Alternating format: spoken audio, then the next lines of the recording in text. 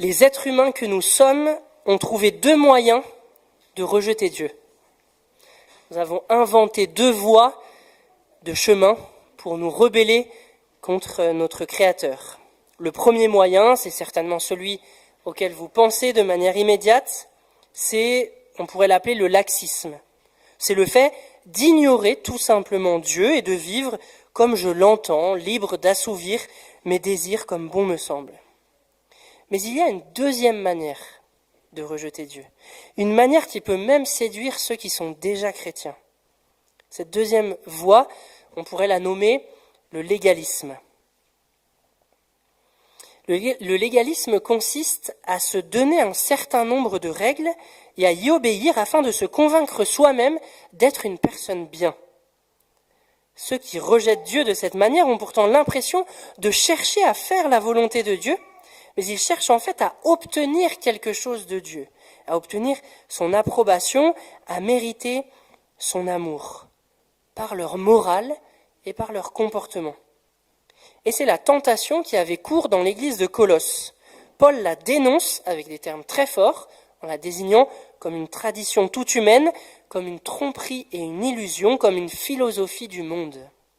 Je vous invite à lire avec moi au chapitre 2 de la lettre aux Colossiens, les versets 6 à 15. Colossiens, chapitre 2, à partir du verset 6 jusqu'au verset 15.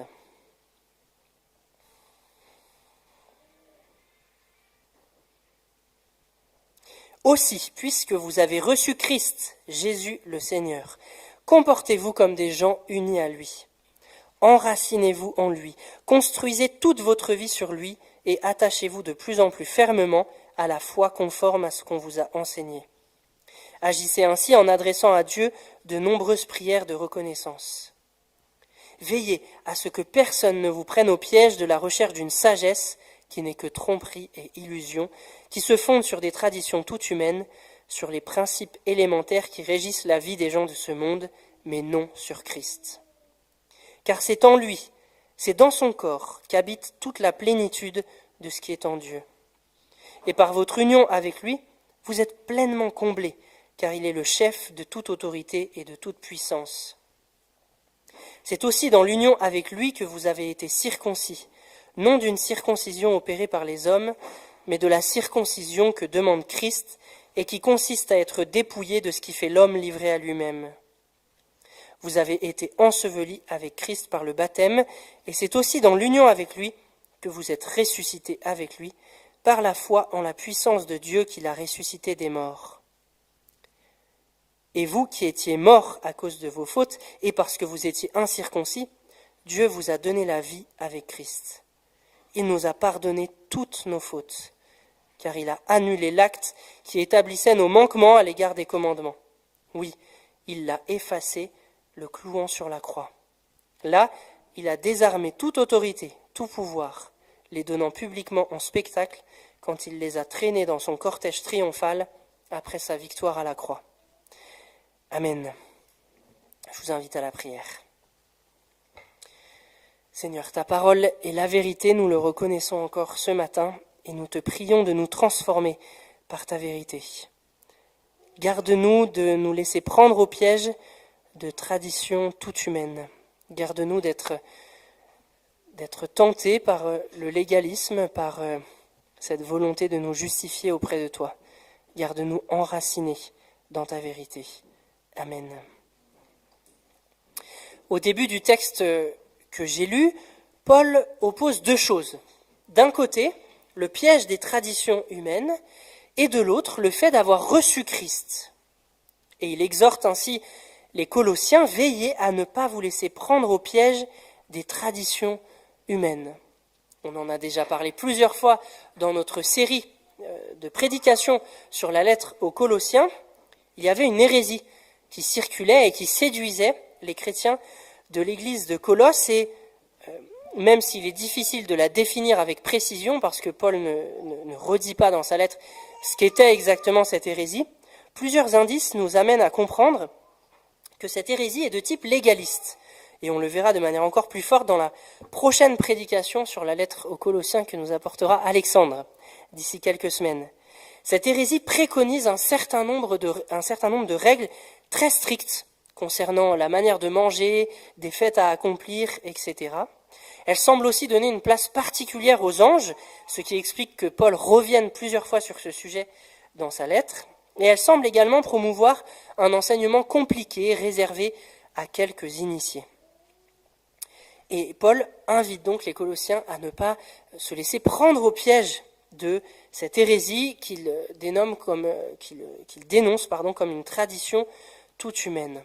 Et on pourrait se poser la question, comment faire nous-mêmes aujourd'hui pour éviter le piège des traditions humaines dans notre foi ? Comment faire pour éviter ce piège ? Ne faudrait-il pas rejeter tout simplement toute tradition ? Ne faudrait-il pas se contenter de la Bible et de notre propre interprétation de la Bible en cherchant à comprendre les choses par nous-mêmes sans nous laisser influencer par d'autres ? C'est tentant parce qu'on a l'impression que si l'on fait ça, on évitera le piège de tradition humaine. Mais je crois qu'en fait, rejeter toute tradition, c'est un des meilleurs moyens de se laisser piéger par des traditions toutes humaines. Ça paraît peut-être paradoxal, mais l'expérience montre que ceux qui tombent dans ce rejet de toute forme de tradition sont ceux qui sont les plus enclins à se laisser séduire par des enseignants, souvent sur Internet, qui prêchent des hérésies contraires à l'enseignement biblique. Parce que ces enseignants se prévalent d'être en dehors de toute tradition, de rejeter les traditions des autres et de prêcher quelque chose qui est la Bible et simplement la Bible. Et donc en rejetant toute tradition, on est plus enclin à se laisser séduire par des enseignants qui prêchent en fait des hérésies. Et remarquez d'ailleurs que dans ce texte, Paul n'oppose pas une tradition mauvaise à une non-tradition. Il oppose deux traditions différentes. Il oppose d'un côté une tradition humaine mauvaise à une bonne tradition dont le Christ est l'objet. Il écrit « Vous avez reçu Christ ». Et à l'époque de Paul, recevoir Christ, ce n'est pas recevoir Christ dans son cœur. Comme on le dit parfois dans l'évangélisation aujourd'hui, « Recevez Christ dans votre cœur ». Ce n'est pas de ça dont il s'agit. Le vocabulaire de la réception que Paul emploie ici est un vocabulaire technique qui renvoie au fait de recevoir une tradition. Il leur dit donc, vous avez reçu la tradition qui a le Christ pour objet. Vous avez reçu le Christ. Et plus loin, il précise, attachez-vous de plus en plus fermement, à la fois conforme à ce qu'on vous a enseigné. Nous l'oublions trop souvent, mais nous n'avons pas découvert Christ par nous-mêmes. Nous n'avons pas découvert Christ par nous-mêmes. Nous l'avons reçu d'une manière ou d'une autre. Nous nous sommes tous convertis d'une manière particulière parce que Dieu est venu nous chercher avec notre personnalité propre, sur nos chemins propres, mais tous, d'une manière ou d'une autre, nous avons reçu Christ et on nous l'a enseigné. Ce à quoi Paul nous invite n'est donc pas de ne pas avoir de tradition, mais d'être ancré dans une tradition conforme à l'enseignement apostolique, d'être ancré dans une tradition conforme à l'enseignement biblique. Michael Bird, un théologien évangélique australien, écrit avec un trait d'humour « La tradition ressemble donc beaucoup à un nez. Tout le monde en a un, et même si tu ne peux pas voir le tien, il est quand même là. » Et c'est vrai que c'est la même chose avec la tradition. Tout le monde a une tradition. Bien souvent, nous ne voyons pas notre propre tradition, mais nous avons tous une tradition. L'alternative n'est donc pas entre avoir une mauvaise tradition ou ne pas avoir de tradition, mais l'alternative est entre être ancré dans une tradition humaine mauvaise qui dénature le Christ et l'Évangile, ou être ancré dans une tradition conforme à l'Écriture. Et ce même Michael Bird, plus loin, sur un ton plus sérieux, écrit « La tradition est ce que l'Église a appris en lisant l'Écriture. La tradition est donc un outil pour lire l'Écriture. » Mais comment faire alors la différence entre une tradition humaine mauvaise et une bonne tradition qui a véritablement le Christ pour objet ? Il y aurait beaucoup à dire pour répondre à cette question, mais Paul donne quelques éléments ici en lien avec notre identité en Christ. Pour lui, une tradition humaine est mauvaise lorsqu'elle nous pousse à vivre d'une manière qui remette en cause notre identité en Christ. Une tradition est mauvaise lorsqu'elle nous invite à adopter un comportement qui est contraire à l'identité que nous avons reçue du Christ et que nous avons en Christ. Mais quelle est cette identité ? Quelle est cette identité que le Christ nous a acquise ? Paul en donne 3 facettes dans ce texte, 3 caractéristiques. Première facette de l'identité que nous avons en Christ, c'est le fait que nous soyons pleinement comblés en lui. Je vais revenir dessus après. Deuxième facette, c'est le fait que nous ayons été circoncis par le Christ. Là aussi, on reviendra sur ce que ça veut dire. Troisième facette, peut-être plus simple à comprendre, toutes nos fautes ont été pardonnées par le Christ. Alors revenons au fur et à mesure sur ces 3 facettes de notre nouvelle identité en Christ. Pleinement comblés en lui, circoncis par lui, pardonnés de toutes nos fautes. Première facette de l'identité en Christ que Paul développe, nous sommes pleinement comblés en lui. Il développe ça au verset 9 et 10. Il commence par rappeler que toute la plénitude de la divinité habite en lui, et même plus précisément dans son corps. C'est une manière pour Paul de rappeler que le corps n'est pas mauvais, puisque toute la plénitude de la divinité habite dans le corps du Christ. Tout est en lui. Ça, Paul l'avait déjà affirmé au chapitre 1, sur lequel j'ai prêché il y a 2 semaines, je crois. Mais ici, il va un tout petit peu plus loin en montrant aux Colossiens comment cet enseignement, le fait que la plénitude habite en Christ, comment cet enseignement les concerne personnellement. Il leur dit, par votre union avec lui, vous êtes pleinement comblés. Et c'est logique quelque part. Si toute la plénitude habite en Christ et que nous sommes unis au Christ, alors par cette union, nous sommes pleinement comblés. Il n'y a rien à aller chercher ailleurs. Autrement dit, être unis au Christ, c'est être dans la meilleure situation qu'un être humain puisse être, puisque la plénitude habite en Christ. Et Paul nous donne donc là un premier critère pour faire la différence entre une tradition humaine mauvaise qui dénature l'Évangile et une tradition fidèle à l'enseignement apostolique qui a véritablement le Christ pour objet, puisque toute tradition humaine qui voudrait ajouter des choses à l'union au Christ, comme si celle-ci n'était pas suffisante, une telle tradition est une tromperie et une illusion. Il n'y a rien à ajouter à l'union au Christ. Peu importe ce que vous voudriez ajouter, toute chose que l'on ajouterait consisterait en fait à retirer à l'Évangile, puisque ça consisterait à dire que l'union au Christ n'est pas suffisante. Un autre exemple qu'on trouve dans l'Écriture, dans la lettre aux Galates par exemple, c'est l'hérésie des judaïsants. Ils ne reniaient pas le Christ, ces judaïsants qui sévissaient dans les églises de Galatie, mais ils ajoutaient la circoncision et le respect de la loi juive. Ils disaient c'est bien d'être unis au Christ et d'avoir reçu Christ, mais en plus de cela, il faut vous faire circoncire pour être vraiment fidèle à Dieu. Et Paul dénonce cela comme un faux évangile, alors que ces gens ne reniaient pas le Christ, mais ils ajoutaient. Peu importe ce que l'on voudrait ajouter à l'union au Christ, une telle tradition serait une tromperie et une illusion, parce que toute la plénitude habite en Christ et nous sommes pleinement comblés par notre seule union avec lui. Deuxième et troisième facette de notre identité en Christ que je vais traiter ensemble parce qu'elle me semble qu'elle pointe dans la même direction, c'est le fait que nous ayons été circoncis par le Christ et pardonnés de toutes nos fautes. Nous avons été circoncis, écrit Paul, de la circoncision du Christ. Mais quelle est cette circoncision ?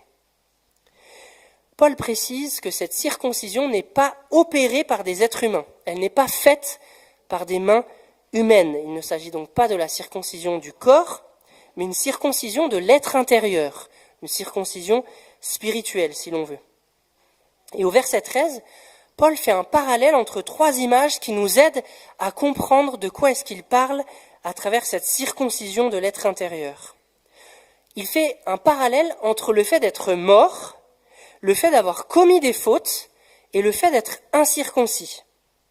Être mort, avoir commis des fautes et être incirconcis. Et à l'inverse, il écrit qu'en Christ nous avons la vie, c'est donc le contraire d'être mort. Il écrit que nous avons été pardonnés de nos fautes, c'est le contraire d'avoir commis des fautes.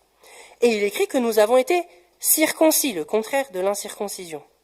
Il me semble qu'il nous indique par là que les 3 images renvoient à une même réalité, celle du salut qui nous est appliqué, offert par la venue de l'Esprit en nous au moment de notre conversion.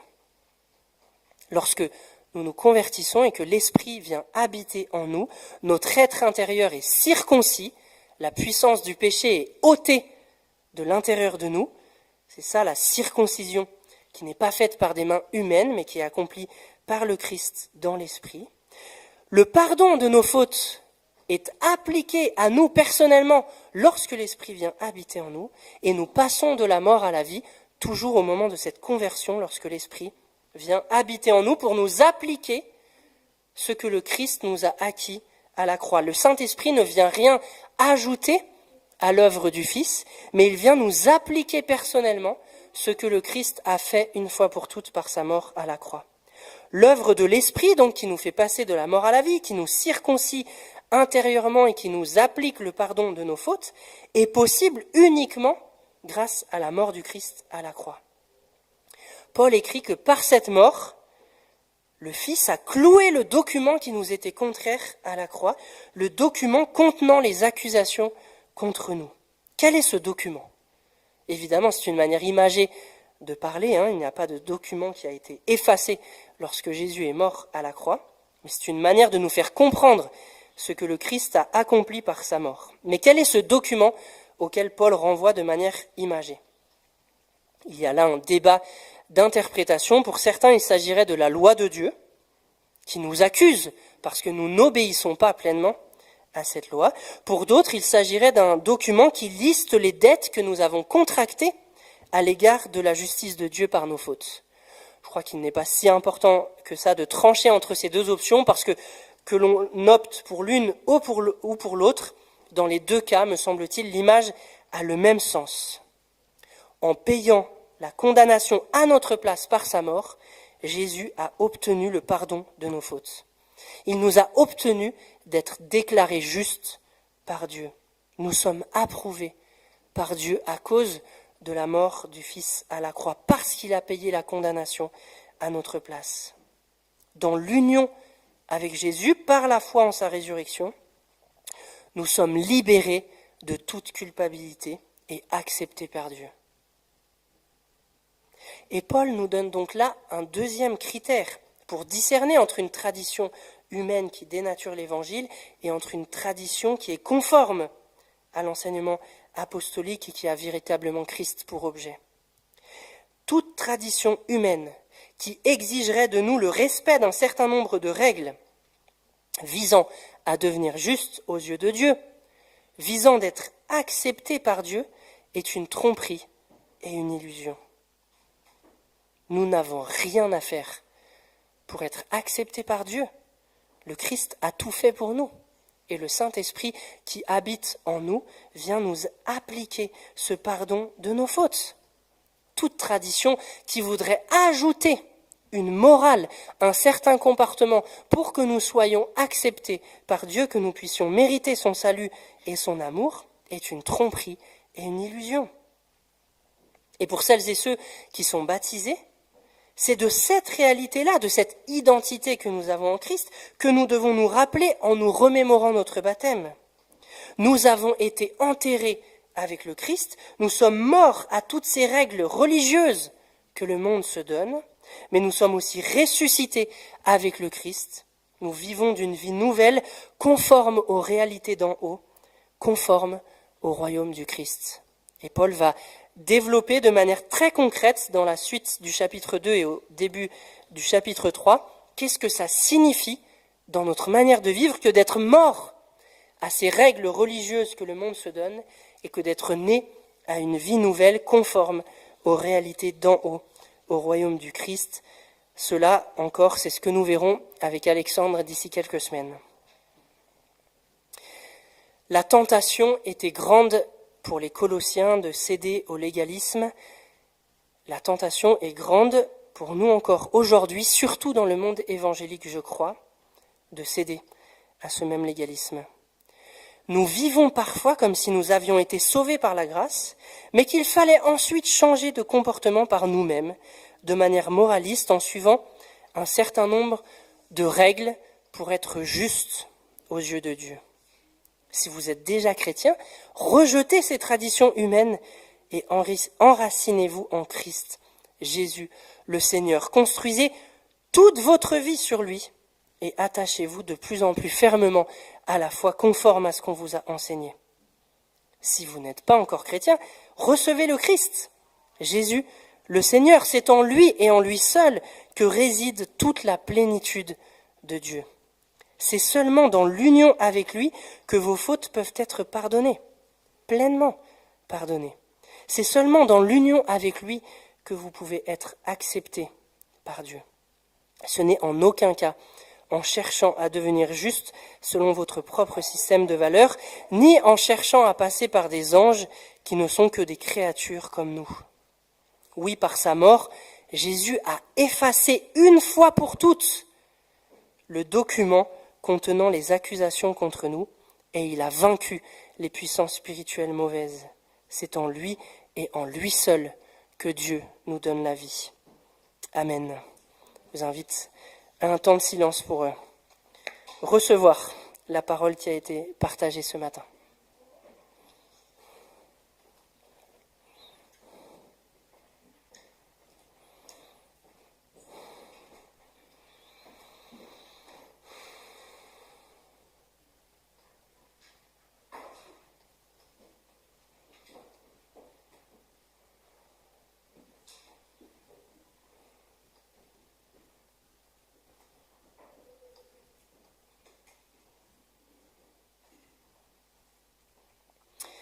Seigneur, pardon parce que nous avons tant de mal à accepter la grâce que tu nous offres. Elle est inconfortable pour nous et nous cherchons bien trop souvent, même lorsque nous sommes déjà chrétiens, à nous rassurer en établissant un certain nombre de règles qui nous aident à gérer notre culpabilité, un certain nombre de règles que nous cherchons à suivre pour nous convaincre nous-mêmes que nous sommes des gens bien.